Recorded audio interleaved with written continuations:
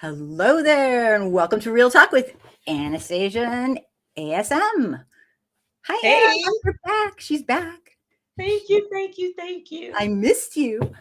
I've missed you. And other people missed you too because they wrote to me and said they missed you. So they were like, where is she? I Someone's was like, taking a sabbatical, a yes. hiatus.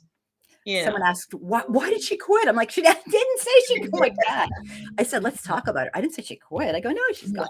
It was cute though. You were very never nice. that, never that. Yeah. So I'm happy to have you. We have hopefully a great show for you guys tonight. Um, I'm going to do a quick intro and then we will start talking. Anna has a lot to tell us, right? Because we want to know what happened and all that stuff with you, with your owie, your You ouch. talking about my hand of I'm talking Thanos? about your owie, yes. So we'll get into that and some other Okay. stuff. So if you're watching, please say hello and welcome to Real Talk, the live show discussion topics as always. Include anything you want to talk about that you think is significant about anti-racism, bigotry, inequality, and corruption. The show is meant to be an opportunity for viewers to speak their mind and to serve as an educational tool and cultural competency.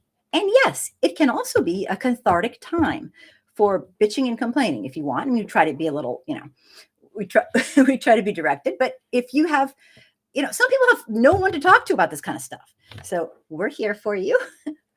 Isn't that silly? Um, I'm here for it. I'm here for the mess. I'm here for it right now.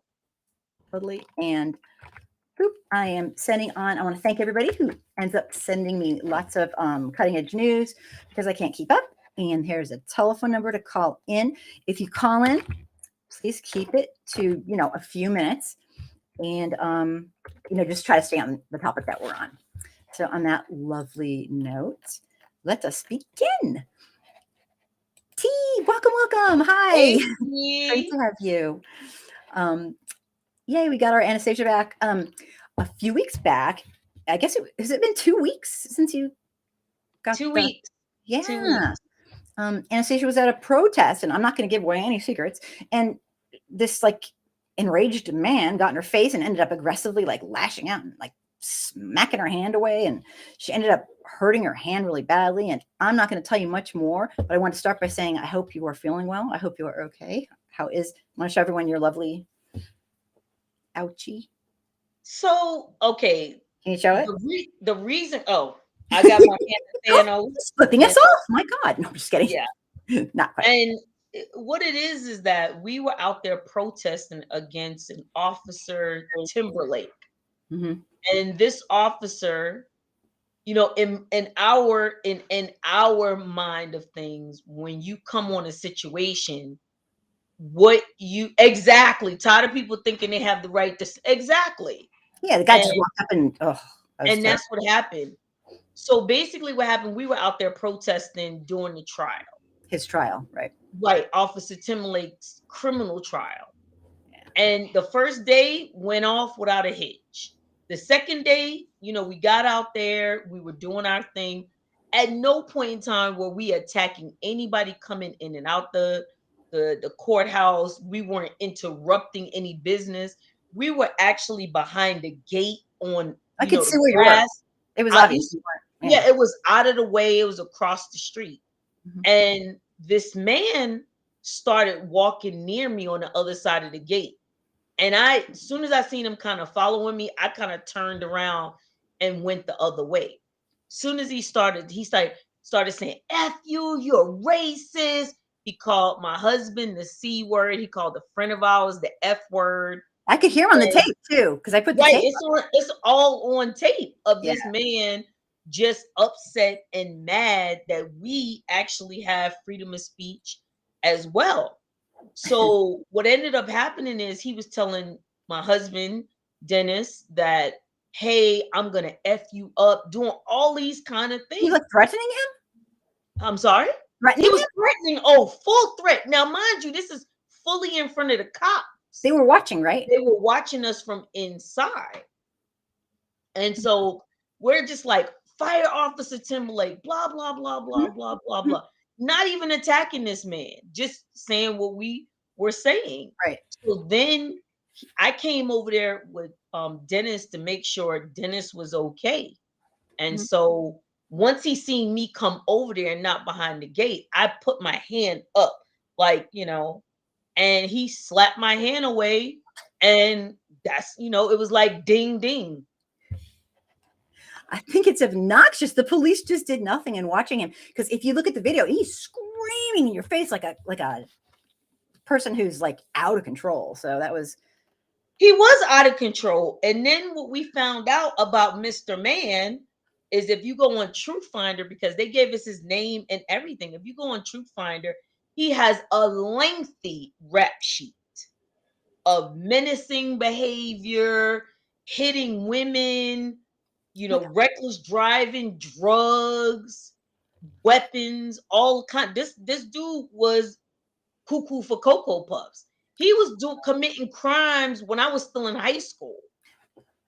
No, no, I'm serious. so They just gave like us a series of crimes. Yeah. yes, serious crimes. They gave us his name, A series. everything, because it was like, the officer came up and was like, so you can charge him for putting his hands on you, because at no point in time did we put our hands on him. Yeah, we have it on And video too. Yeah. right, it's all on video. And so at the end of the day, they, I'm not this we shall overcome activist. I know. If you put your hands on me, you're gonna walk over there, but you're damn sure gonna limp back. Well, you're a And badass, and I don't know if that's a bad thing to say, but you were pretty. I was like, wow. I mean, everybody out there was pretty badass, because if you seen it, it was like, Nice. we're not playing with you. Yeah, like We're we're not not playing it. You're not gonna put your hands on us. And that's the thing. You got to remember, the problem is that these white supremacists, whatever color or nationality that they may be, they have always been allowed to do whatever they want to do without any kind of repercussions. If you watch any of these videos they're with the entitled. parents, huh? They're entitled. They're entitled. Absolutely They entitled. can do whatever they want, say whatever they want, and we are supposed to be the better people. Damn that, not me. Nope. If So you what? put your hands on me, or you do it, words can't hurt me. So I really don't care. But if you have a situation where you come out your mouth and call me the N word, you have freedom of speech, but you also are not free from consequences. And all of us are not going to be these people that's just going to let it. No, you know how it's weird. You're going to let a word turn you into an animal. Who says that to No, you? I'm Or just people? saying, I've Yeah, seen people say that. yeah, yeah. That words don't. No, it's not going to hurt me. It's going to hurt you, and you're going to learn not to say that word anymore. You know what I'm saying? So Yeah. that's where I'm at with it. Where I'm not playing those games with people no more. But this is the thing. He knew not to call me the N word. He knew it, Mm-hmm. because he called my friend the F word. He called Dennis the C word. You know what I'm saying? Oh, I You put do. cheese on it and stuff like that. He called Dennis that. But he knew not to call me that, because I'm not playing. So what ended up happening is, after everything was said and done, I wasn't even going to go to the hospital. I thought maybe, I just hurt myself, and come to find out I had broke the right side of my hand. Did on it his hurt? See, when you punched him back, basically. Yeah. He slapped your hand away and you boom. Yeah, I punched him like Where do 2 times. you think did you make you made a pretty good contact? Oh yeah, I hit him twice. Yeah. Oh, okay. I definitely hit him. Okay. But again, me and my husband are going to boxing training, and I can tell you, everybody's sitting there talking about, listen to your training, get your training, wax on, wax off. Damn that, when you in the moment, you're not thinking about none of that. I'm not thinking about any of that. What's Somebody up? just came onto our stream. Yeah, it's your surprise. Oh, I was like, how did they That's do your it? surprise. How did they do it? How did they? Yes. Oh my God, that's hilarious. Who is Yeah, it? because you're gonna get another piece of it. That's your surprise. Oh, yay. Okay. Should I bring him on? Yes, it's Kevin. Oh, that's Kevin? That's Kevin.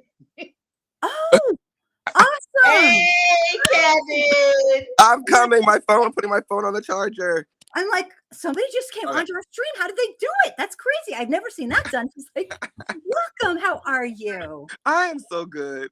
Good to have you. This is the other half of my threesome, the three-peat that happened. So let Kevin tell you what happened that day. Tell us about this. Oh my God, is this what we're rehashing? Yeah, we are. We are. Yeah. Yes. We want to know. She's my hero. So we went outside, Uh-huh. like for the first 2 or 3 days, I think that week of 2 days of that case, and we were basically standing outside in solidarity, just being present and being vocal about what was happening, so the public could know, and so that the people going into that courthouse could know that the Arlington County Police Department don't protect and serve nobody. Why not? And in that, a white man with his privilege got threatened or offended just by our verb, just by us spilling the truth. Like, literally, the words and the rhetoric. Granted, it wouldn't matter what we were saying. People like that find themselves, but we were literally repeating and regurgitating what was literally what the news was saying. Like, these are the things that came directly from the news. He just comes across the street with his white privilege and he targets Miss Anastasia. Literally, sorts her out, and she backs up, and he's like, there's a gate, and he's like down. He's like 2 levels down because we're like on a hill. Yeah. I have the video. Yeah. But while I'm recording him and barking at him before we even before her husband even gets involved, before he says anything, me and him are just standing there. He's like following us. He's following her like this while the gate is here. He's like this because she's behind us, just walking around, and he's like trying to get at her. So then her husband is like, "You're gonna try, like, you're talking to my wife like crazy, like what are you doing?" He tells us like, "I'm gonna F you up, I'm on my bullhorn, like just going off, calling him all types of names, and being laughing because this guy was nuts. I saw him. He had that look like crazy. But then the reality that I found out after I posted that video, we found out that he what was his name, Timothy or something like that. He has Lawrence has he has like a rap sheet like a mile long. Like he's not like just his rap sheet. When mind you, I only have like 2,000 followers on my Instagram account. When I posted the video, people jumped into my comments and they were able to ID him. Like, so this is what he does. Yes, this is what he does. And then what made it even more bashful, like crazy, and more blasphemy about it is that I think the conversation really needs to talk about is that like Black women have no protection. Granted, me and her husband was there, but like the idea that you wanted smoke with her, like you know what I'm saying? He wanted whatever was going on in his brain. He wanted to verbally assault, physically assault a Black woman. Like, you know what I'm saying? And yeah, that's the theme of the century. That's what we've been all talking about. And if that's the theme of this, if that's the theme of the century, like, I'm no shade, no tea. Like, if y'all want to throw in Will Smith, like, that's right. That's what we're doing. Like, we're gonna get to it because I like when she talked to me about it. I have a way of thinking about it, and then I said, I know Kevin has a thought process about that.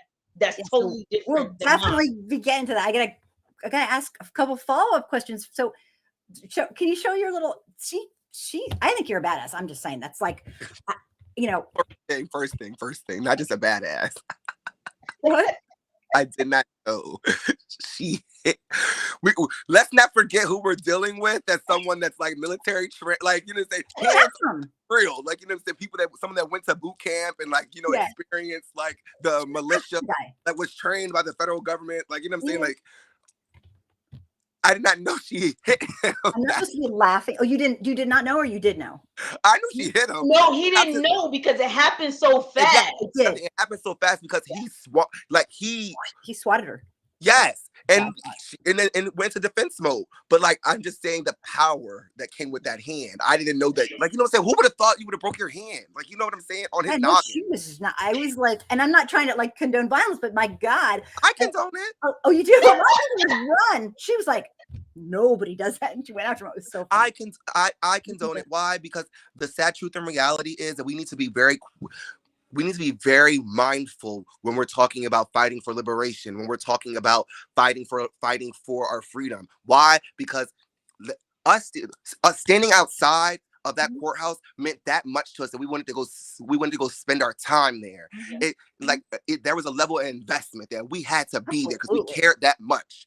And then on the opposite side, there are people that care to a level of degree that they're willing to do what is necessary. And let me give you my example. When COVID happened, those crazy, simple-minded white folks, they showed up to the courthouse with guns for haircuts because they wanted haircuts and to get their nails done. Do you understand what I'm talking about?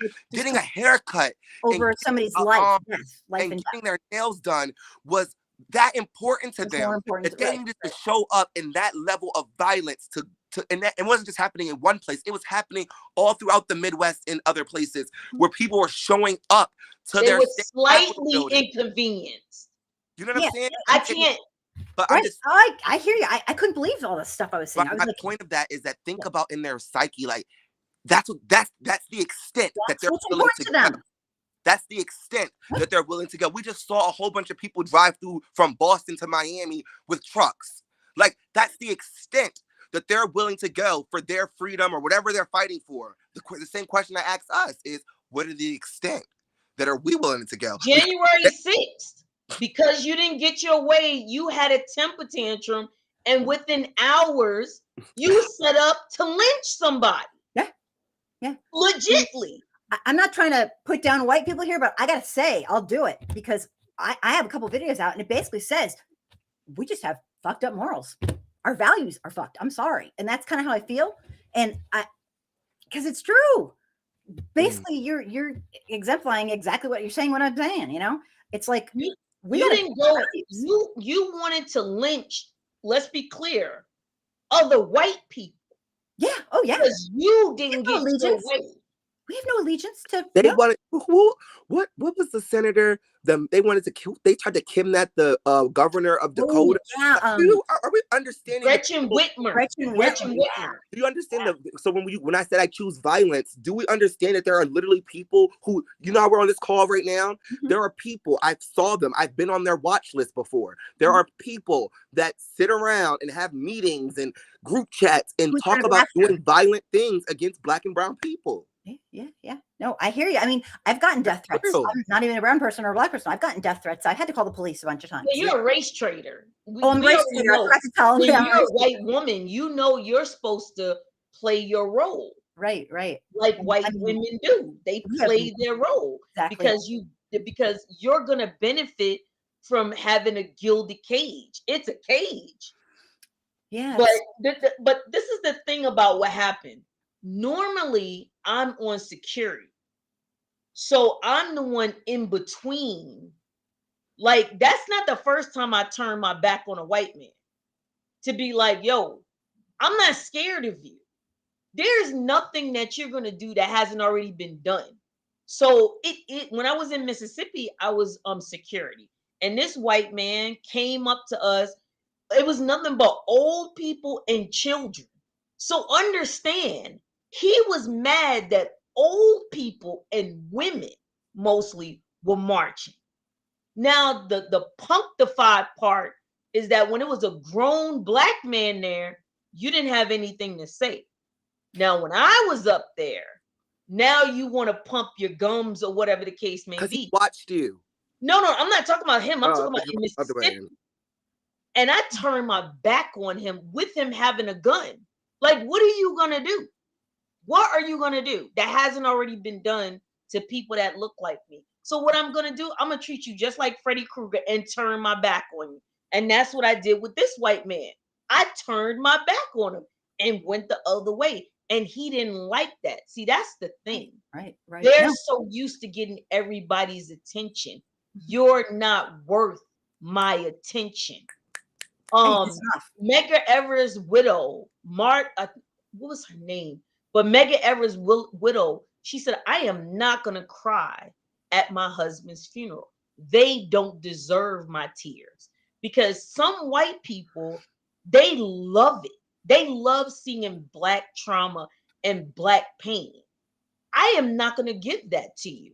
what you're gonna see is that I'm not scared of you. I'm not playing with you. And if you put your hands on me, I'm a bust.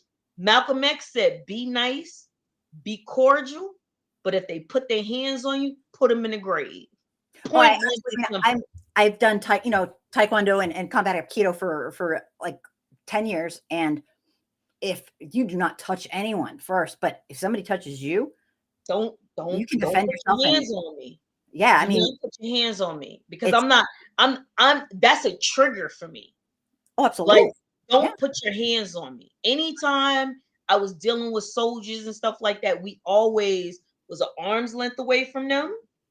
And we always ask them, can I touch you?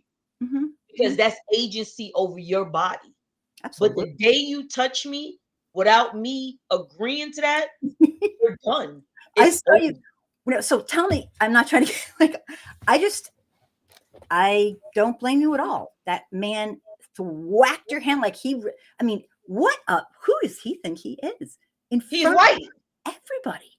That's unbelievable. He had the gall in front of the police, in front of your husband, in front of you. It's like, who this man is. Well, he attacked Kevin too. And he attacked my husband, but he attacked them verbally. Oh, right. I heard him. Yeah. Probably died. But he attacked them verbally. Yeah. But it wasn't until I came out from behind the gate is when he got physical about it. You understand what I'm saying? Yeah, no, he was gunning for me. He won't be ignored. Right. And when I ignored him, it was like, dude, I'm not. Go home. Whatever, dude.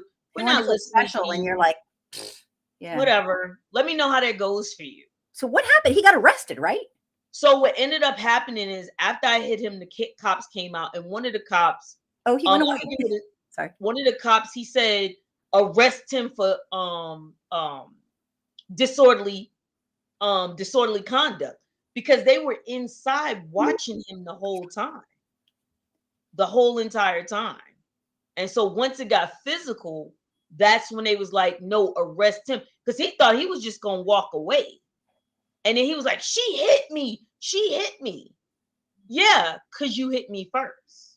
Absolutely. Does Kevin want to come in, or is he out on purpose? Yeah, tell him to come. Yeah, he wants to come in. Oh, I thought you left on purpose. No, the thing you went glitchy and it like froze. And then I'm like, then I came back, but I was listening. I'm like, I think he left, and then I'm like, oh, silly me, I'm awful. Sorry about that.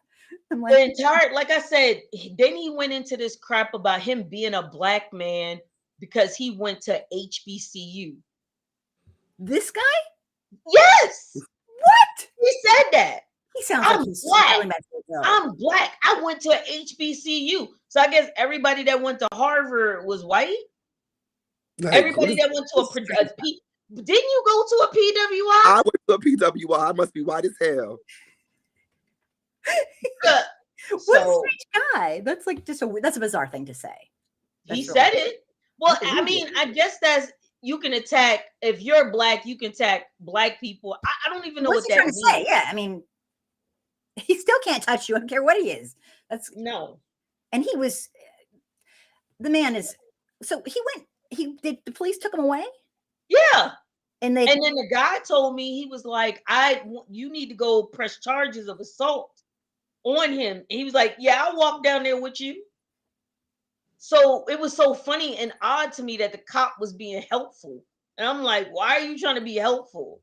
He could have helped way before that. They could have got him when he was out there screaming. There were cops. This is the like I put nothing past the 5. I put nothing past 12. I put nothing past the Coon Clan, and like cops in the Klan go hand in hand. I put nothing past them.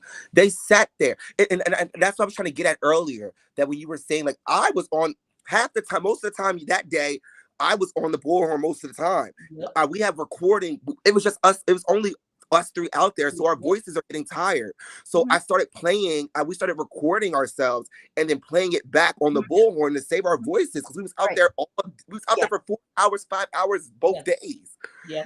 And when I was saying that is that once I was done speaking, she came up he was there. Like, you know what I'm saying? Yep. He watched us. He was Yep. there watching us the whole time we were doing it. Not just him, the police. The police officer that came outside, no shade, no tea, that he was a coon. He was black. But the white ones, they were in their car the whole time. Yep. They were there out front. So before we're gonna remember, if you watch the video, but yes, I did cuss him out, and he walked back. But when you called him bald headed, he didn't like that. Soon as he said, "You get your bald headed ass," he like. But my point of that is, when he first came over there with all his rah rah rah, the cops were already there watching him go rah rah rah. So even if I didn't say anything and he would have walked away, the cops watched him come across the street and verbally harass us, and didn't even give a care on how that could have escalated. Yep. And it did. And that's what I was wondering. Look, it escalated after I said anything. I'm talking about, what if I didn't say anything? Like, you know, what if he would have just came over there and was acting rah rah rah and tried to cuss us out, and he had his Bible. Us. You know what I'm saying? Like, he was doing the job. He was there. He could have did anything to us, and they sat there and watched him approach us with all his violence. Yep. Yeah, I could see it in the video. I'm like, why aren't they intervening?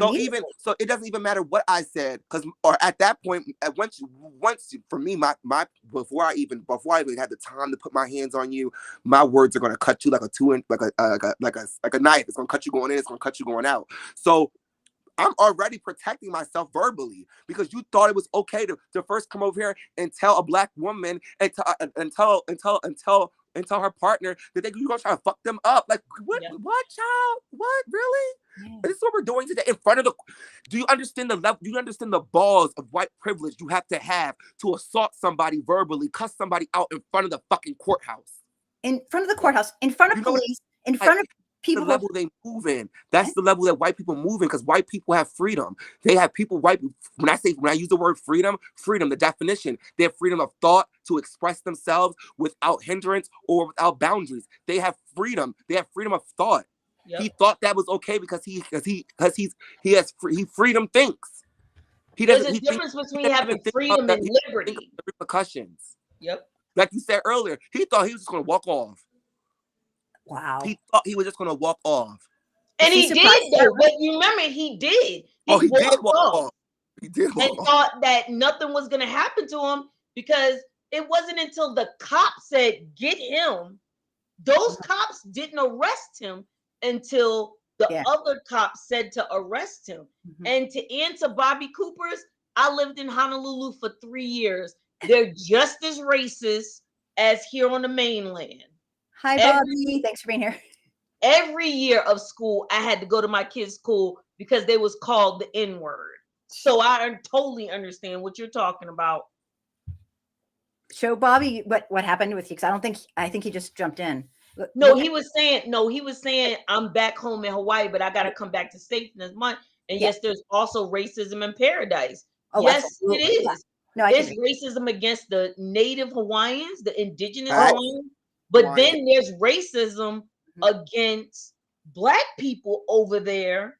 Mm-hmm. You understand what I'm saying? And white folks get over there and talk about, oh my God, calling me a haole is the same thing as the N-word. No, it's not, because you're an occupying force. Mm-hmm. And there's a history behind that other word. A big, long, violent, brutal. Yeah, no, sorry, not. Yeah, people don't. That's what they're like. You came over here. The U.S. government took Hawaii, imprisoned their queen, outlawed their language, outlawed their dress, outlawed hula and everything, to where they had to have a secret society, and then made it look like everybody that was in Hawaii and Melanesia and Micronesia was white. No, baby. Right. They weren't. If you look at King Kamehameha and Queen Lakalani, they look like me and Kevin. Mm-hmm. Okay? Mm-hmm. I have a video on my channel for that. If people want to, anybody watching who wants to, it's a really good video. And this series, y'all, I know you guys probably see it on YouTube or Instagram all the time. It's like Voices of the Ancestors or something like that. And it has you have it? I have it. I seen it. You have to let me borrow that. Okay. Sorry. Will do. That it looks like it's just good. Yes. Yeah, people don't know the history of Hawaii. It's barbaric. People don't know the history of there is history. Yeah. Kevin, the history of Hawaii, yo, it is. I'm not saying it's levels of oppression. It's just I'm ridiculous. just saying they did the same things that they do everywhere. Came over there, rape, murder, pillage, then was like, yo, this is ours. We taking this, and there's nothing you can do about it. And just, but them Polynesians, they was like, oh yeah, okay, I got something for you. And just like Captain Cook, a lot of people don't know the story of Captain Cook. Captain Cook came over there and stole. And you know what them indigenous people do? Killed him and sent him on his goddamn way. That's what happened. But go ahead, Angry Soccer Mom. Oh no, this is what we're talking about. I just wanted to they always want to turn the tables and say it's the same thing. Oh yeah, no. You see, and even to this date, that's why I want like all these social media, huge. I want them broken up. They don't get to say that saying the N-word and saying white person is the same. Sorry, no. We have to understand that when we're talking about race in this country, we're also talking about power. We're talking about capitalism. We're talking about imperialism. Like, you know what I'm saying? We're talking about the things that make this country tick. Like, you know what I'm saying? And whiteness and white supremacy and white power. The reason why they say those things, like the reason why the white nationalists say the words like white power, the reason why they think like, because that's what they believe. These are ideologies. Like, you know what I'm saying? Like we have to be very cognizant when we talk about our belief system. Like, you know what I'm saying? We all carry values, we carry morals. Like, you know what I'm saying? They believe these things. Oh, absolutely.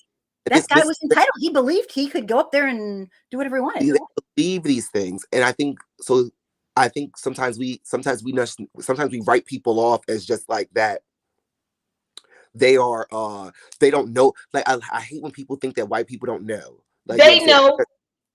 Oh, they know. Trust me. And they know how to get into that victimhood. Because I'm going to tell you, that day, that dude straight up and said, oh my God, she hit me. He knew exactly how to get he has a rap.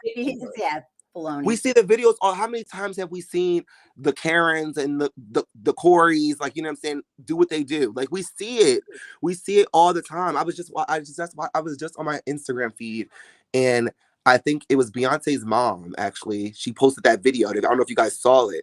And it was he looked like he was probably Indian in regards to not being indigenous, like the nation. Right. And he was driving his car. And this cop, he has a gun pulled out of him, a gun, yo. And he's like, get out of the car, screaming at him, get out of the car, screaming at him. And he's like, he gets out the car. He's like, put your phone down. He's like, so he's holding his phone like this. So the cop's behind him. He's like, this is for my protection, sir. I don't trust you. Like, you know what I'm saying? And it's just that knowing that when she was posting it, I'm just like, aren't we all very sick and tired of seeing these things, acknowledging these things? And I'm tired of people knowing that bad things are happening all throughout this country and people are choosing not to do anything about it. I'll tell you. This is the thing. Go ahead, Anastassia. It's because it's not affecting them. No, honestly, and I'm talking about black people too. I'm talking about everybody. You think it's not, but it really is. When there's a big outcry of black people saying and doing things, oh, you black people, why are you, you should be happy you're even here. And you probably thinking, why would you say that?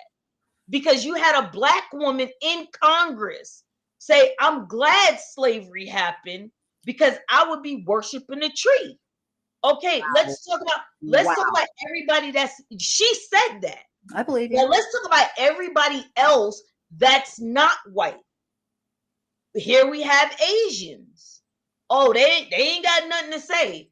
But when them white folks started, oh, where y'all black people at? Where's Black Lives Matter? Why they not supporting us? What? Then it was Native Indigenous people, Native American Lives Matter. Nobody said we didn't. But when are y'all coming out on a macro level to support us? But you will demand us to support you. Even the women's movement.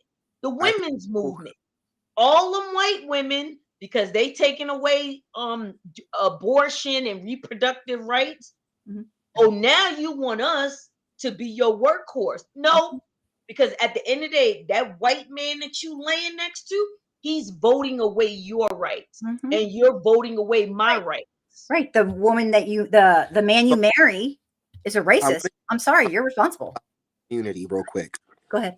First thing, I'm going to start with national community, and then I'm going to break it all down for us. For when we think about nationality and community, United States has no nationality within community. Meaning, when you go to other even though other places have racism and they go through what they're going through, everyone has their own issues. But when you go to Germany, when you go to France, Black people, anybody living there will tell you that I'm French. You understand? I'm French first, and in that French first, there's a level of community that's built American first, but we're not. There's a level of community that's built into that. But due to capitalism and due to white supremacy, that these countries, that our countries, so I'm not saying their countries aren't built on those things, but we know for a fact that ours is, that allows us to not have community. And then we add into capitalism. Capitalism and money allows us to be very individualistic. Not just that. When we think about world issues, Americans are very easy to say, that's not my issue, that's not me. Then the way we think about our countries, the same way we think about our communities. When things happen in our communities, everybody across the board is very easy to say, that's not my issue, that's not me. And that's because we don't see each other as community. The way we get over these humps is that we have to broaden and expand the way we see each other and how we see community. What I mean by that is that Miss Anastassia just said it. The sad truth and reality is that people care more about things when it's happening to them, when it's happening to people in their community. So that's how we get over them, by validating people to see it. Did he get cut off? I don't know. Maybe he just stalled. But what I was gonna say about a lot of times, like in these other countries, right? When they have the sports players, go ahead, Kevin, finish what you were saying. Sorry. Okay. So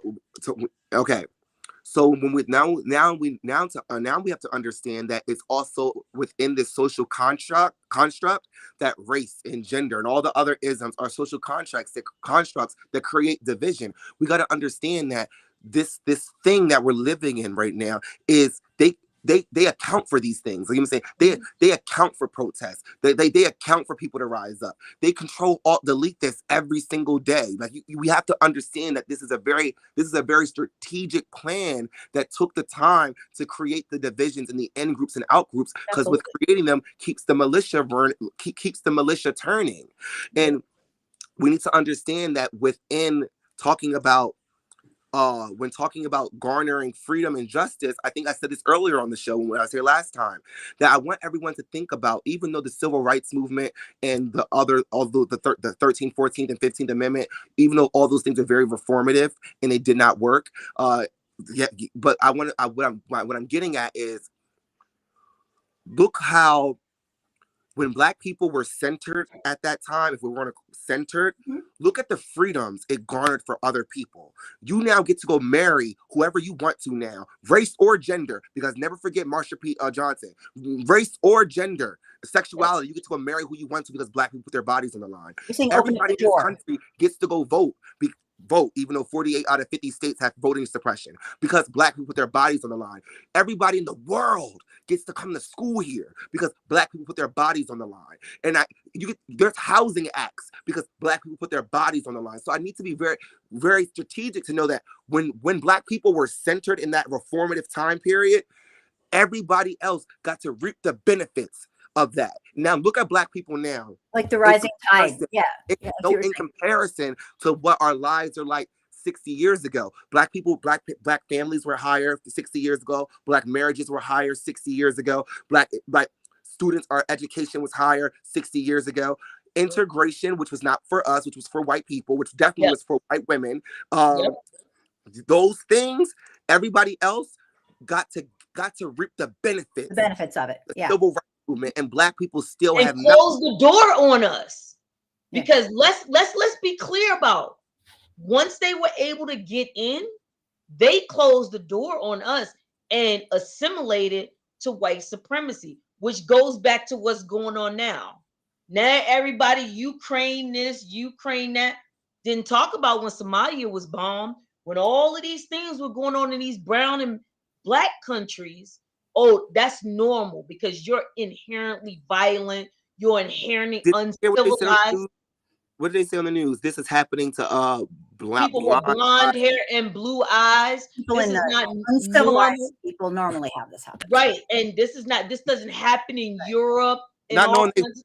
two of the world's biggest wars in the world. And so at the end of the day, I know we're not talking about Ukraine. I'm sorry for them, but guess what I'm gonna do? I'm gonna show Ukraine the same energy they showed Somalia and I'm gonna show them Yemen. the same energy. Like I'm gonna show them the same energy they're showing the black people in Ukraine. Let's not Thank you. Oh, like right that's now. terrible. Currently, I know I'm literally working with those people. I know people who are literally not being permitted to leave the country. I know people who are literally refugees who they've already taken their passports in Romania and Poland. Like black people are being denied access. College students are still trapped Trying to get home.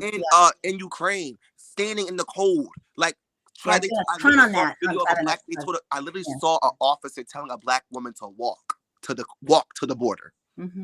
Yeah, no, I remember. Yep. So And so, black life but this has no is my whole value thing. on Black life has no value on any of these In continents. any continent.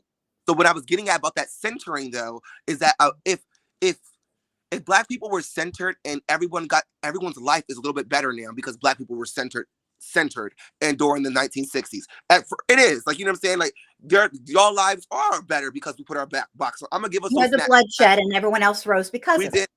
We did some amazing things that changed the trajectory of this country. Because imagine if we didn't do them. Imagine what our lives looked like if black people didn't do them. Well, that's why people should unite with all black I'm people. saying is if black people are, or when black people are actually centered, and not just black people, let's be very honest, when black queer people, non-binary, trans women are centered, everybody else will start to reap the benefits once again, because we already know that justice doesn't start from the top. Justice starts at the bottom. You have to help the most marginalized person, and when you help them, when they receive freedom, justice, and equity, goes up. It's just like the trickle down theory. It doesn't work. If you think I'm lying, look at your life. Look at all the conditional reformative freedoms you get to live right now. Look at your kids' lives. Everybody in this country, everybody in the world gets to reap some kind of benefits because black people change the trajectory of the world. He said, who are we talking to? We're talking to everybody. But what I'm gonna say is, what are we talking about? I'll tell him. He said, who are we talking to? We're talking to everybody. What I'm gonna say is, across the board, that people have fought to be considered white. Oh yes, that's fought in court. Fought in court to be considered white. Absolutely. And when they were denied, then came to us to help them. And as soon as they were allowed to do whatever they wanted to do, closed the door on us. The schools in New York, majority of those technical schools and them high-ranking schools, white people was like, oh, wait a minute, it's too many Asians. Right. And again, they're fighting in court. Hey, don't treat me like you treating these black people. The students in California, once they started doing so well, oh, they're white now.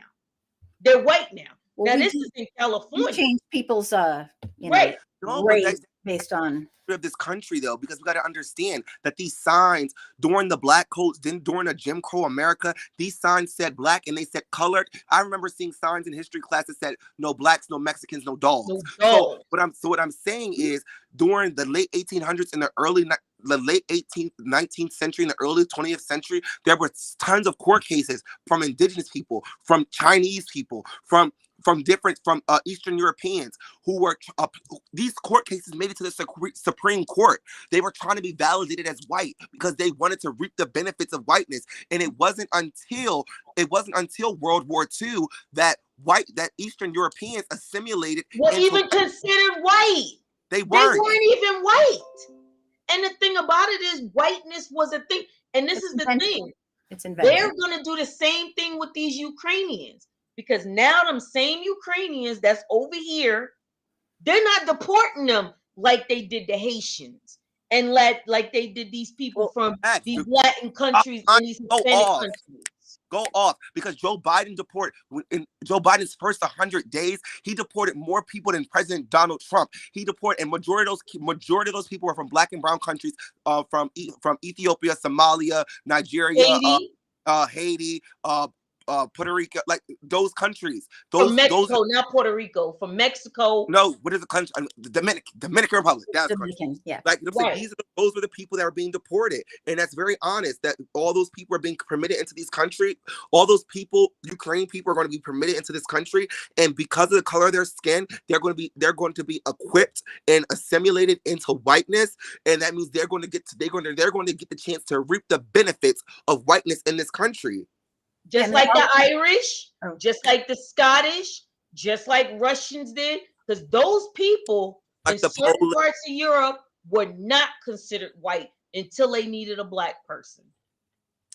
And it was until they had to be in a position where they had to actually segregate them, because when you went to war, there was only two bodies. There was the white army and the Black army. So that's like saying that's like a Haitian person that signed up that was in this country at that time. You think they were going to no? They got summed up with the Black people. Yeah, absolutely. And part of the thing I hear you guys both saying over and over again, and correct me if I'm wrong, is simply that when Black people put their bodies on the line, anybody who is not this cis white, European already assimilated, everybody benefits. And they do. And the bottom line is the Ukrainians, actually, I just read an article the other day, and we have these people from South America and Central America who are waiting in Mexico. They're not Mexican. They're just waiting in Mexican. And some of the Ukrainian folks, and I think they shouldn't have had all this, waiting. And I know Biden is actually trying to change that. However, there are Ukrainian people getting in because they are white. They are white. And when we wanted Mexicans, when we needed more people for the war, all of a sudden Mexican people became white. So, I mean, this is all out of convenience. This is all out of white supremacy. It's out of it's about in groups and out groups. It's about control, and that's why I'm very big on taking out race and taking out the isms, because when we start to take those things out and we just start thinking about the American people getting dicked over, when we just think about human beings being dicked over by the militia, check other countries, y'all. Mexico in 2020, Mexico killed 88 politicians. Like, there's a lot of people in a lot of places all across the globe who are rising up and resisting their governments, because they know for a fact that their governments are selling them short in regards to the climate crisis and to everything in between it. They are out to get us. So, like, it's sad to say this, but there's going to come a time, and it's coming. I'm telling you, we're on the break of it. These things are coming by disaster, or they're coming by design. People are lines are being very drawn. Even in Congress, you can see it now. It's getting very polarized once again. Lines are being drawn. Well, part of the thing is that despite the racism that we've always had, and that's run our nation, there had always been, when I was younger and I was reading about it, the religion really was supposed to be the Constitution in America and American, but we just can't handle it, because our capitalism and our racism just envelop us, and that's because that term American, it's different when you think about other countries. In other countries, there is a level of, I think there's nationalism. Yes, that it's people nationalism. Our nationalism is just basically white supremacy. Basically, there's a level of adaptability where, like to go to France and be like, oh, like France has Vietnamese town, and that's a pride. They take pride in that. Like, you know what I'm saying? Here, to be American is to neglect your culture. Give up everything. To give up everything. So the reason why other people are let's really be honest. The Eastern Europeans, they assimilate into whiteness, and they assimilate into being American because of their skin color. Asians assimilate into Asians assimilate into America, into whiteness because of wealth. Spanish people assimilate. Only way Spanish people assimilate into whiteness, into America, is if they deny their culture. Meaning, let me be very honest. I know skin color plays a thing in being Hispanic and Latino and stuff, but even in that colorism, there you can be. If you are a fair-skinned Spanish woman, Latinx woman, but you embrace your Spanish culture and you are walking around authentically being Spanish, you are being shunned by America. They'll pull your coattails in a minute, because I seen. If you are a Spanish person and you choose to, like, knock your, get rid of your accent, vote for Trump and vote for Trump, and then your ass get deported. Like what happened? We'll go against our own best interest just to be white. We covet it. Yeah. So many times, though, guys, think about how many times you hear about when the Chinese people coming here in the 50s. How many times do we hear about other races talk about how they didn't want to teach their kids their language because they didn't, like, that's wild. That's sad. That's sad. Very, and very the thing that I know, to put a pin in this, because we got other subjects and because of time. The fact of the matter is to go back to what we were originally talking about, which was the hand of Thanos. The fact of the matter is that man was more offended that I, at the lowest, because besides me, there's transgender women, Black transgender women. Okay. Oh, just went it again. And that's the hierarchy. Black transgender women, Black women. I would even say queer Black women are under me, and then me.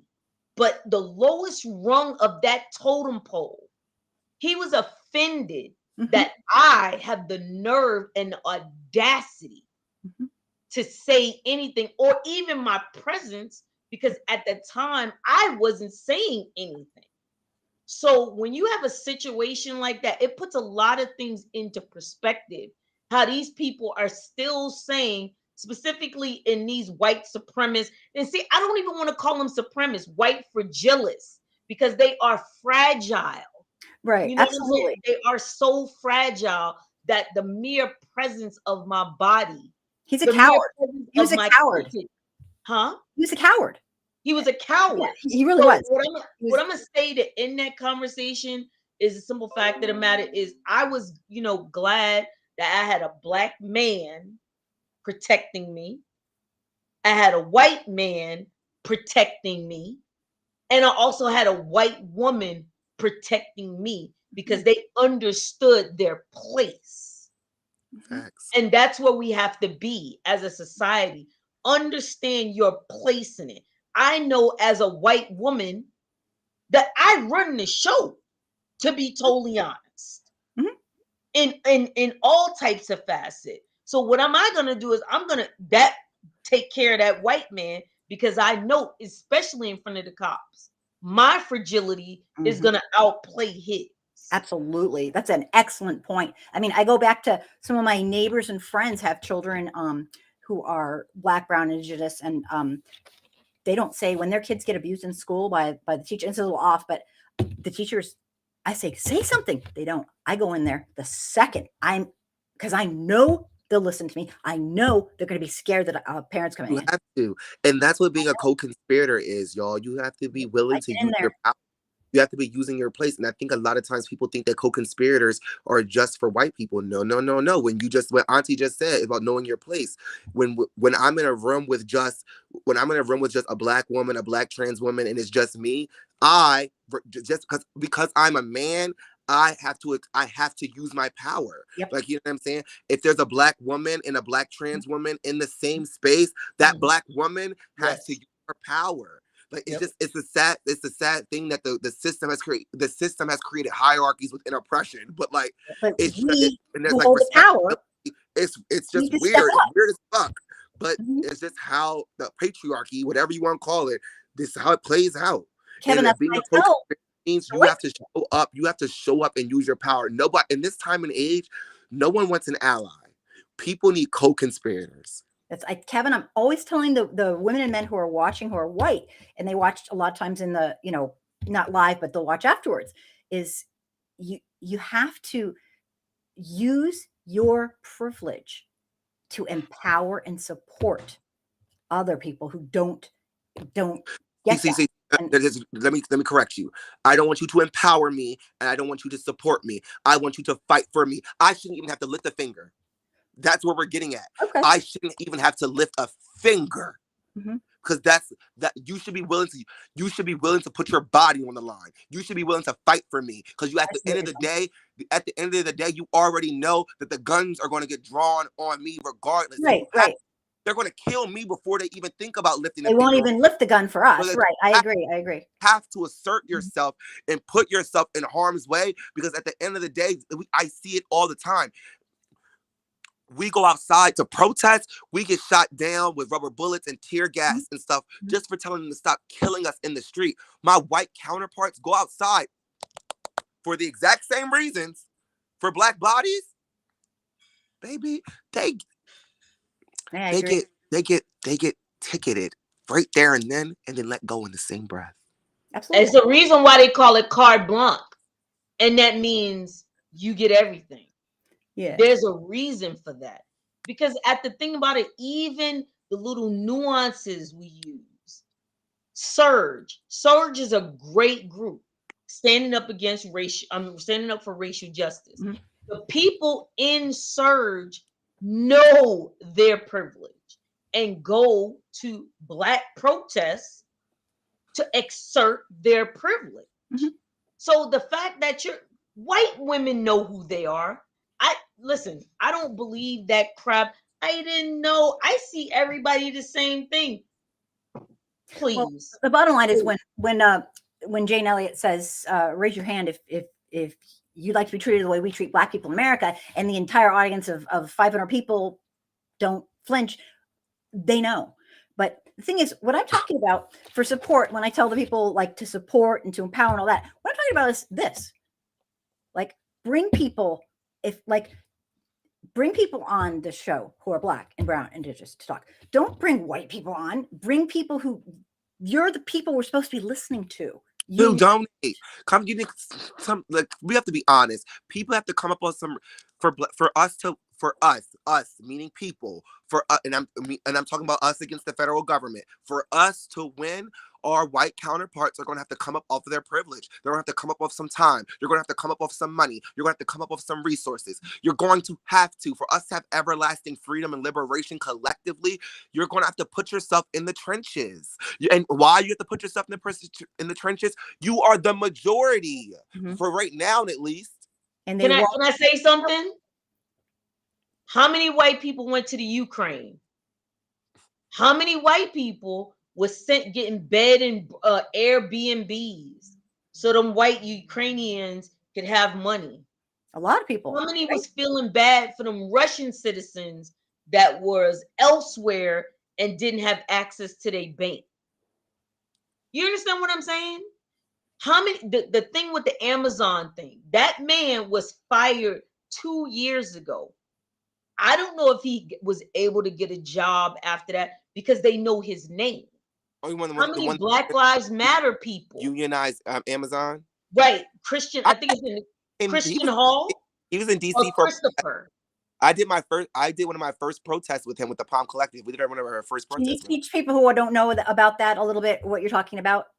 People who so that organization, it's the Palm Collective. We're fighting for through the lens of abolition, through seeing the intersectionalities of fight for Black liberation on the grassroots level. So the idea is that justice is literally in the palm of our hands. It's going to take every race, ethnicity, gender, sexuality to come together to reshape, to deconstruct these institutions and rebuild them in our own image. So yeah, that's my organization. You can follow us. Hey, she was talking about the Amazon union leader. Oh, sorry, baby. I thought you was like, what? That's why I was like, what? Oh, what? I get Palm Collective, but Christopher yeah. Hall. I think that's what his name is, right? Chris yes, Smalls. He just Christopher won a big. Smalls. He just won a big thing by unionizing Amazon. I met him when he came to DC during the uprisings of 2020. Right. That's what I want. Okay. We protested in front of the postmaster's house for UP because remember that time. This is the same time where Trump was trying to deny people from doing to get UPSA from whatever, however you say that little thing. The mail, he was trying to not have ballot mail and stuff like that. He was cutting jobs and stuff like that. Yeah, he's trying to make it the mail so it doesn't go. So we had like a guillotine out there, girl, and some other stuff. Yeah. So Christopher Smalls, just like a lot of Black Lives Matter people, some of these people are homeless to this day. So and they always focus on that Patrice Cullors and the rest of them, Black Lives Matter, the Global Network. I can tell you right now, as a former VP of Black Lives Matter, our account stayed at $1,000 to the negative. That didn't come to us. Christopher Smalls, I'm pretty sure his organization was the same thing. And at the end of the day, everybody want to say, I'm for the union, I'm for that, but don't want to support it with their bodies, don't want to support it with their time, don't want to support it with their money. So shut up. Just shut up. Said it earlier, Auntie. Like, it's not our issue. That's just how we think. It's sad, but it's how we think. And until we start expanding, until we start having radical love, and I sound very like turn the other cheekish, but it's for real. I mean this. It's not, until we start having communion with one another and start seeing each other and validating each other and having radical love and standing in radical and solidarity with one another and pulling up for one another. Like, that's the only way. That's the only way we win. It's the only way we push against that. We really push against that. It's hard to do. You know what I'm saying? It's hard to do. It takes a lot of self. It depends on a lot of self. You can't blame nobody for you not loving somebody radically. You know what I'm saying? Like, you get what I'm saying? It's like being racist. What you saying? Like, you know what I'm saying? I believe that racist people can learn how to not to be racist. Absolutely. But you have to choose to do the work. The one for it. That's not my job. Right. That's not my assignment, though. It's not our right. It's our co-conspirators. Right. That's what I do. That's why I say that's what you do. Send me your people. That's what I want to do. That's what I want to be able to do. Because all my handles are not my job to educate white people. Absolutely. I am not educating a white person. Now, that's on Google. What? For something Bing, that's on. Because you live it every day. You don't have to live it all day, come home, and then teach the oppressor. Give me a break. It's the ignorance, though. You know what I'm saying? It goes back to the power. It goes back to you not even taking the time to like research and do like it's the same thing. Like, it's the same reason why they fear critical race theory. Like, you know what I'm saying? Information's out there, Kevin. If we want to learn, we'll learn. It's there. You know what I'm saying? When I say it's there, is that me and Miss Anastasia, the same history that we're spilling out and the same facts we're spilling out, that shit wasn't given to us in K-12. Right. We had to research. Yes, actually figure it out. Yep. Remember I was telling you, Angry Soccer Mom, everything that I've learned since 2018. Yep. So if I can do it and read a damn book and have a library worth of books and videos that I can go off of, you damn sure gonna do it. And that's what, you know what I'm saying? At the end of the day, you can't say you have a cell phone that will teach you everything. You don't even have to read. Type in what is white privilege, and it will tell you what is white privilege. The outlets are there. It is the ignorance. You know what I'm saying? It is the fear, the laziness. Well, the fear, the care less. It doesn't impact me. Well, yes, it actually does. We have to give each other grace. Like, you know what I'm saying? You have to give yourself grace. You have to be to combat the stuff we're talking about. You have to be vulnerable. You have to be open to having these hard conversations. Well, I say drop your ego at the door. Yes. Drop your ego at the door and stop talking and start listening. Can I say something? Can I say something? Absolutely. So you said drop your ego, right? Mm-hmm. So when I was first getting into this, conservatives, they always gonna say, the first legitimate slave owner was Black, right? Black people own slaves too. And for a while, I fought against that. I was like, you know what? I'm not trying to hear that. Okay. But once I researched it, it was true. But However, it was a slant to it. Absolutely. It wasn't what you said it was. It's It not was, factually yes, accurate. this person, but you're always, even Martin Luther King said that you're always going to have people. There are women that are rape apologists. Yeah, There are gaslighting. You just get gaslighting and gaslighting. It's yeah. So in it, I learned, okay, you're right. There's more white people being killed by the cops. You know why? Because there's more white people here per capita. And if it is more white people getting shot, where the hell are you? So then you learn you have to Dr. Neely Fuller Jr. said white supremacy are on both sides of the argument. And if you don't know anything about white supremacy, you don't know anything. So we have to be strategic with our education and learn both sides of the argument. and Because that's if you don't, you're killing yourself with these people. And you also have to learn when to let go. You have to let the word let go. I'm done. we have to acknowledge that all of us are capitalists. Like, you know what I'm saying? We have to acknowledge that all of us are all of us are imperialists, because this is what we're taught. It's ingrained into us. We have to learn that all of us have anti-blackness. We have to learn that all of us carry a little bit of white supremacy in us. Yes. And if we don't take the time Yep. if we don't take the time to emancipate our brains and rethink and relearn the way the world has seeped into us, Yes. we're going to be walking around just like our militia. Like, you know, we're going to be walking around just like the people that we say are on the opposite side, because they don't take the time. It's like breaking an addiction. Like, you know what I'm saying? Yes. You have to do the work It on is. Following You have to break in a black person. I have anti-black in me. Facts. I do. I'm a colorist. I'm a recovering colorist.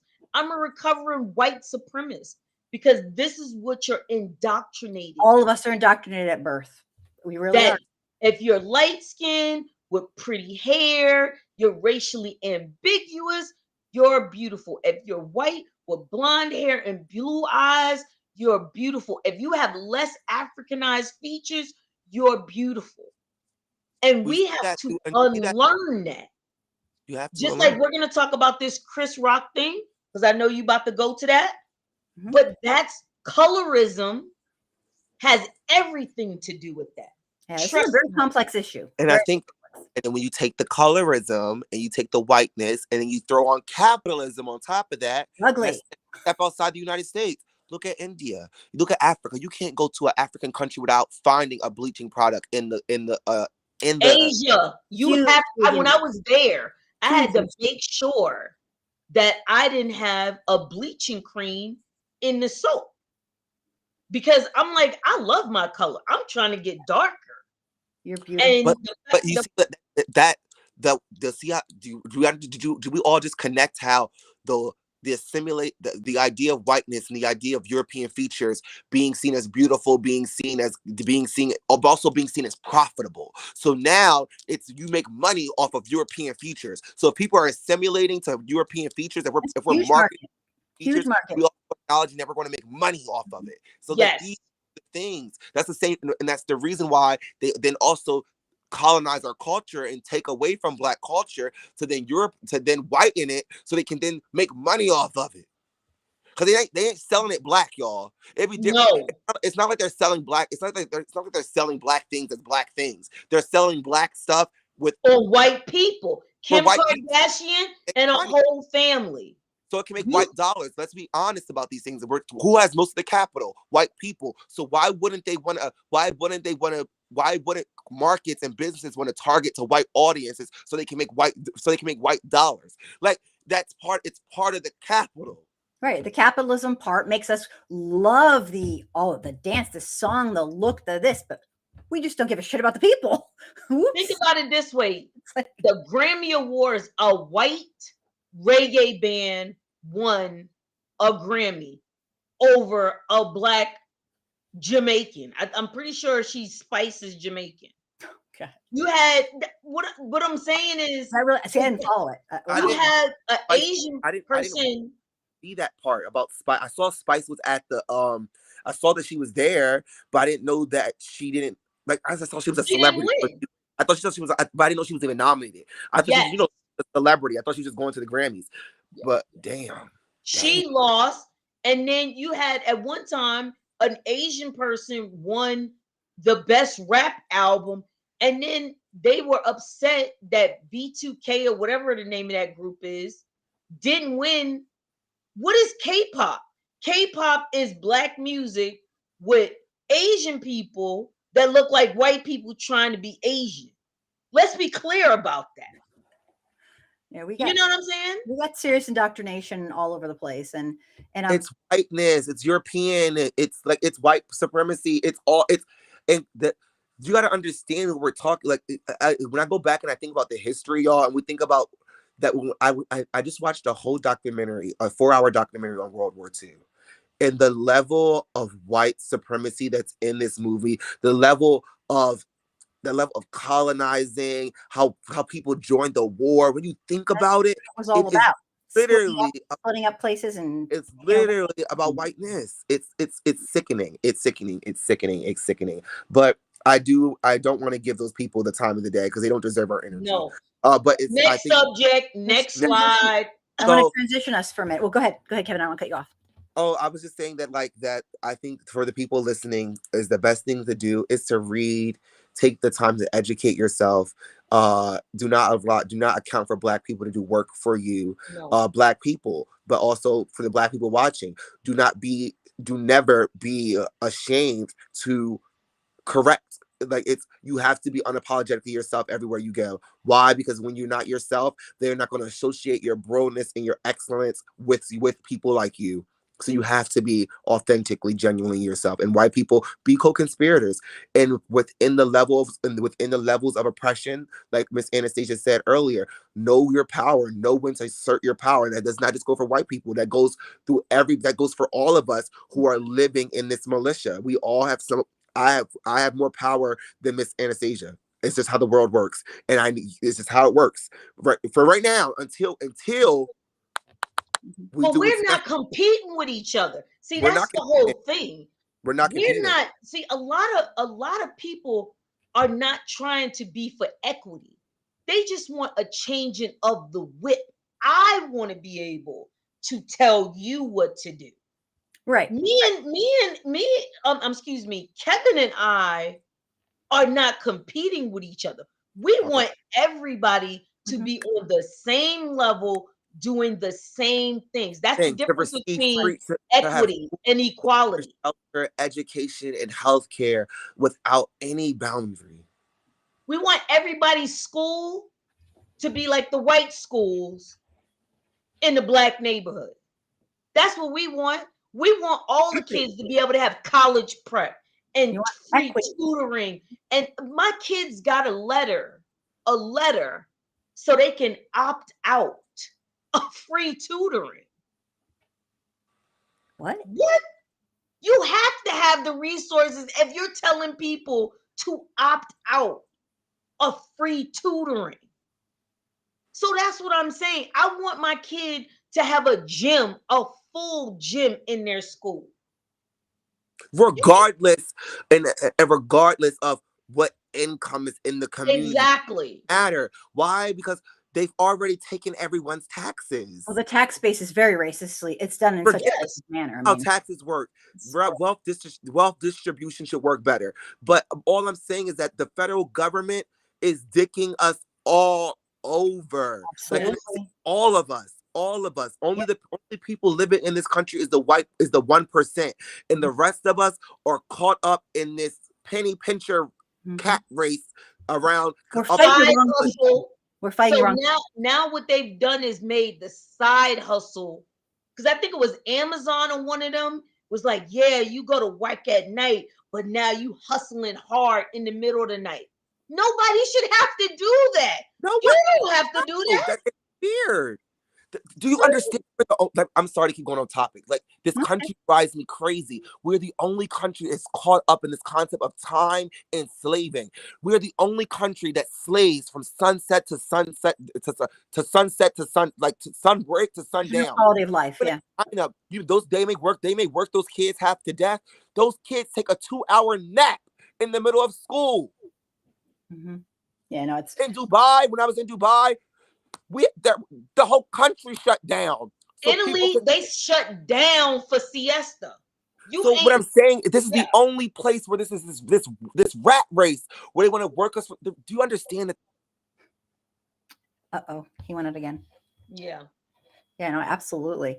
You know what I might do?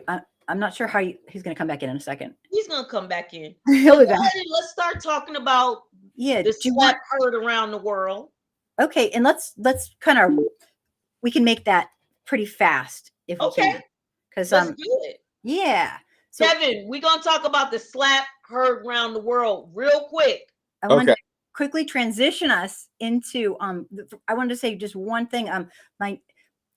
And it has to do with all of this topic. The next video that I've been doing, I got to research it for 3 hours today, is not about trying to convince anybody about systemic racism. It's to try to help white folks, because that's who I teach. I don't teach Black and brown and indigenous people. They teach me about the depths, the sheer depths of the systemic racism, and trying to help them understand. Because I think just teaching history alone, any normal thinking person who's white would be like, wow.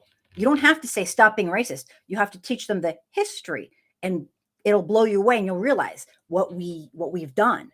And my next video is actually on the extent of the hatred and the extent of the racism. And what it is about specifically is how white folks will go against our own best interest. Oh, that's a good one. As long as Black people don't get it, we don't care. The pools, the schools, the everything. I want to give one thing. When you do your thing, when you do your best interest, I need you to do a segment on just anti-Blackness. And I'm not just talking about how can I put this, like racism and stuff. I'm talking about this before the 1960s, y'all. This country, people have to really comprehend slavery. You got to really sit down and comprehend that shit. It's fucked up and it's weird. Like, little boys used to walk around holding white people's bags. You could go into a marketplace and have Black people stand up and pick them out. There was toys. The SO Brillo pad used to be called the nigger pad. We have to understand that the first radio normalized. It was normalized. Is that what you're saying? Uh-oh. Yes. And let's go to the raping part of that culture. That you white men pathologically and purposely raped Black women, or had other Black men rape their mothers, their daughters, that offered up Black men to be raped by their friends. You know what I'm saying? And that's why I think a lot of white men have a problem with Black women, because at one point in time, we didn't have a safe space to say what we wanted to do, say what we want, and do what we don't. That's why it makes them so angry, because white women were always, you already knew that's your place. But us, you know what I'm saying? Even in the movies, if you ever watch the movies, I think it was 12 Years a Slave, and the white men said, I'll send you away, but her, she's mine.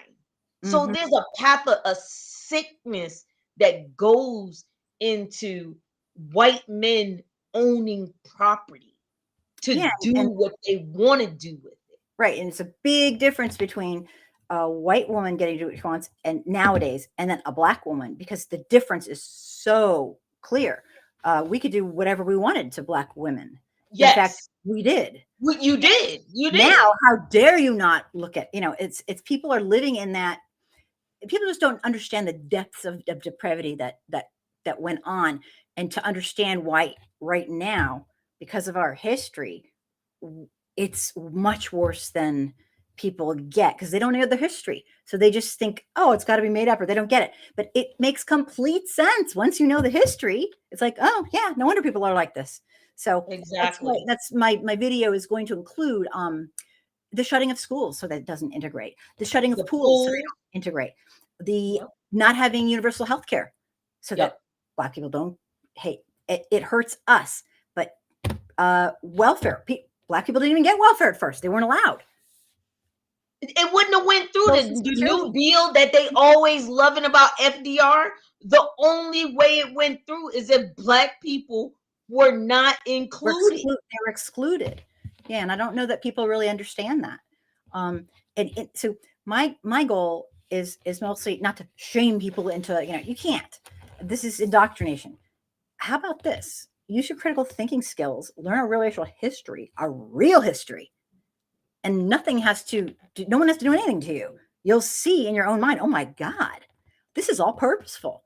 This is all laid out purposefully. The depths of our hatred and our systemic racism is mind-boggling. It's really mind-boggling.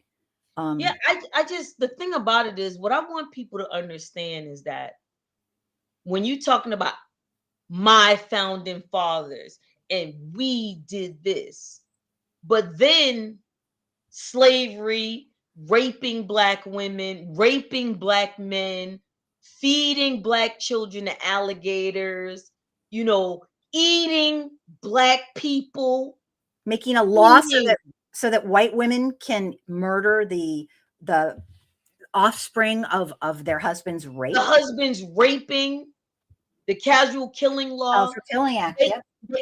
it's a Heisman. It's that wasn't me. No, boo boo kitty. You got to take all of that. We got a law made just for us so we could murder. So you can murder people. Mm-hmm. So, like I said, do you still want to talk about this slap heard around the world? I'm good.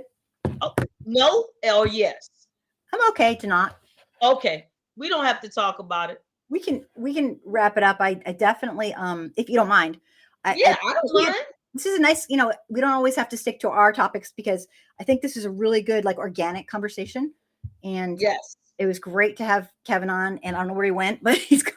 No, so this is what he said. He said he wants to do another one again that people are able to vent, to where you're able to heal.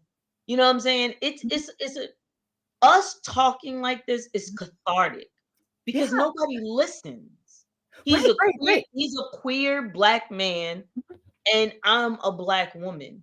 Nobody listens to us. Regardless of what people think, nobody listens to us. Because if they actually did listen to us, racism, all this stuff would have been ended a long need to time say ago. one word, because I'd be out of a job. So would I. They're but supposed to be listening to you. It is cathartic when people are listening to you and listening versus waiting to talk. Because a lot of times, white people don't care what you're saying. But other Black people don't care what you're saying. They're just waiting to talk so they can stay in their illusionary world. This is the thing, right? And I'll say this. Somebody told me one time, when somebody wakes you up out of your sleep, it's either you're going to have two responses. Oh my God, I'm glad you woke me up. I was going to be late. Or number two, man, why you messing with me? I want to go back to sleep. Mm-hmm. That's a really Which one are you? Yep, that's a really good point. I know I was the one that was like, man, thank you for waking me up. Yep. Thank you for showing me. Even the person that actually initially showed me what was going on, and I kind of was like, yeah, whatever. And then I started learning for myself. Mm-hmm. I called him and I was like, thank you for waking me up. Yep. I wasn't ready. That's how I am. That's how I am too. I wasn't ready. But and once you do wake up, if you're like us, you crave more and more and more. It's like a you want a fire hose. It's You like, want just the give it truth. to me. Give The it to me. truth. Give And it it to me. makes sense. And then your world makes sense. And you're like, ah, that's why this happened. That's why it makes sense. The cognitive dissonance is closed. It's closed. And you're always gonna mess up. It's always gonna be that time where you're gonna be talking to somebody and you're gonna be like, why did I even talk to you? I should have never said anything to you. I should have let you go on and do what the hell you were doing. And you go back into that. You know what I'm saying? And then you're gonna one day you're gonna be like, you're just gonna be sitting back like, yeah, whatever. Let me know how that goes for you. You know, and I through us talking, and the reason why I brought Kevin on is because Kevin is so on fire He is. about liberation and the abolition of capitalism and the apparatuses of capitalism. And we want people to listen to these other people. There's black people that white people listen to. And you know why? Because they reassert what they're thinking anyway. And I'm not talking about the Candace Owens. So those are new black people. I'm talking about exactly what Paul Mooney Eric. said. Eric. Exactly, Garrick. They want they want the beautiful lips. They want to tan and look 15 years old for the rest of their life.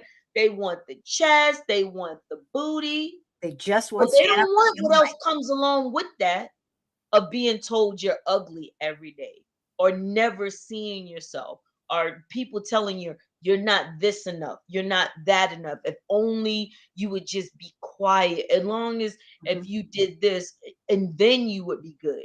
Because this is the thing with I'm sorry, the new Supreme Court Supreme justice. Court. Uh-huh. I don't want to mispronounce her name. And I just had her name too, and I'm not going to mispronounce it. That's okay. But the simple fact of the matter is they told that woman because she had been to an Ivy League school, she was not black. Now, the other one they said because Katanji, thank you, Katanji. I did not want to mispronounce that woman's name.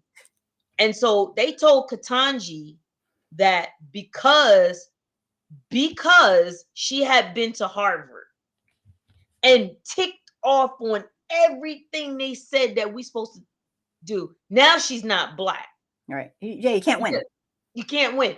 And Nope. now the one that went to the HBCU, oh, you didn't go to an Ivy League Right. school. She's not going to win either.